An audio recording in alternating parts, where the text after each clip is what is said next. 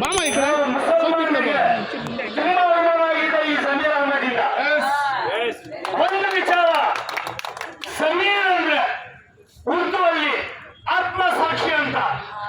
ಬಹುಶಃ ಈ ಹೆಸರಿಗೂ ಅವನಿಗೂ ಹೋಲಿಕೆನೇ ಇಲ್ಲ. ಆತ್ಮಸಾಕ್ಷಿ ನಿಯತ್ ಅನ್ನೋ ವಿಚಾರನ ಗೊತ್ತಿಲ್ಲ.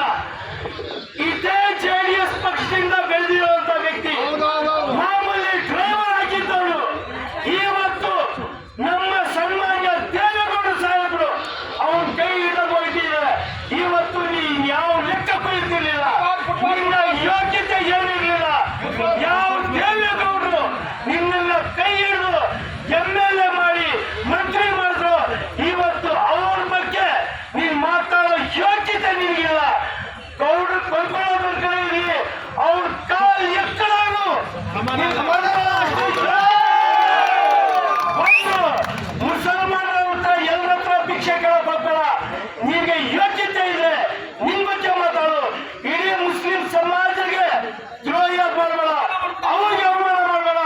ಯಾವತ್ತು ಮುಸಲ್ಮಾನರು ನಮ್ಮ ದೇವೇಗೌಡರು ಪರಾಜಯ ಇರೋದು ಸಾಯೋವರೆಗೂ ಅಲ್ಲೇ ಇರ್ತೀವಿ. ಜೈ ಹಿಂದ್, ಜೈ ಕರ್ನಾಟಕ, ಜೈ ದೇವೇಗೌಡಪ್ಪಾಜಿ. ಪ್ರತಿಭಟನೆಯಲ್ಲಿ ಬೆಂಗಳೂರು ಮಹಾನಗರದ ಜನತಾದಳ ವತಿಯಿಂದ ಏನು ಹಮ್ಮಿಕೊಂಡಿದ್ದೀವಿ, ಈ ಪ್ರತಿಭಟನೆಯಲ್ಲಿ ಭಾಗವಹಿಸಿರ್ತಕ್ಕಂಥ ಎಲ್ಲ 28 ವಿಧಾನಸಭಾ ಕ್ಷೇತ್ರದ ಅಧ್ಯಕ್ಷರು, ಎಲ್ಲ ಬೆಂಗಳೂರಿನ ಪದಾಧಿಕಾರಿಗಳು ಹಾಗೂ ಮಹಿಳಾ ಘಟಕದ ಅಧ್ಯಕ್ಷರು, ಮಹಿಳಾ ಘಟಕದ ಎಲ್ಲ ಪದಾಧಿಕಾರಿಗಳು ಈ ಪ್ರತಿಭಟನೆಯಲ್ಲಿ ಪಾಲ್ಗೊಂಡಿದ್ದಾರೆ. ಅದೇ ರೀತಿ ಮಾಧ್ಯಮದ ಸ್ನೇಹಿತರು ಸಹ ಬಂದಿದೆ. ತಮಗೂ ಸಹ ಸ್ವಾಗತವನ್ನು ಬಯಸಿ, ಏನಿವತ್ತಿನ ದಿವಸ ಕರ್ನಾಟಕ ರಾಜ್ಯ ಅಂತಂದ್ರೆ ಶಾಂತಿ ಸುವ್ಯವಸ್ಥೆಗೆ ಇನ್ನೊಂದು ಹೆಸರು, ಅದು ಕರ್ನಾಟಕ.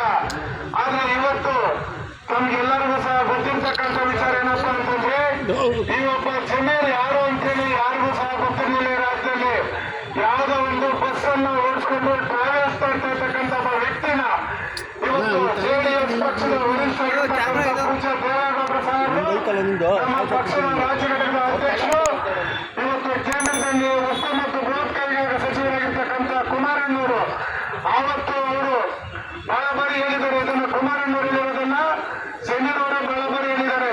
ವಿಧಾನಸೌಧಕ್ಕೆ ಒಂದ್ಸತಿ ಅವ್ರನ್ನ ಕರ್ಕೊಂಡು ಹೋಗ್ಬೇಕಾದ್ರೆ ಮಾರ್ಷಲ್ ಪೊಲೀಸ್ ಅಧಿಕಾರಿಗಳು ಅವ್ರನ್ನ ತಡೆದಂತ ಸಂದರ್ಭದಲ್ಲಿ ಮುಂದಿನ ದಿನಗಳಲ್ಲಿ ನಾನು ಇವ್ರನ್ನ ಯಾಕೆ ಅವ್ರನ್ನ ಕರೀತಾರೆ ಬಿಡಿ, ವಿಧಾನಸೌಧಕ್ಕೆ ಕರ್ಕೊಂಡ್ ಬರ್ತೀನಿ ಅಂತ ಹೇಳಿ ಚಾಲೆಂಜ್ ಮಾಡಿ ಅವ್ರನ್ನ ಶಾಸಕರಾಗಿ ಕರ್ಕೊಂಡ್ಬಂದು ಇವತ್ತು ಈ ರಾಜ್ಯದಲ್ಲಿ ಒಬ್ಬ ಮುಸ್ಲಿಂ ಮುಖಂಡರಾಗಿ ಶಕ್ತಿ ತುಂಬದಂತ ಪಕ್ಷ ಯಾವ್ದಾದ್ರೂ ಇದೆ, ಅದು ಜೆಡಿಎಸ್ ಪಕ್ಷ.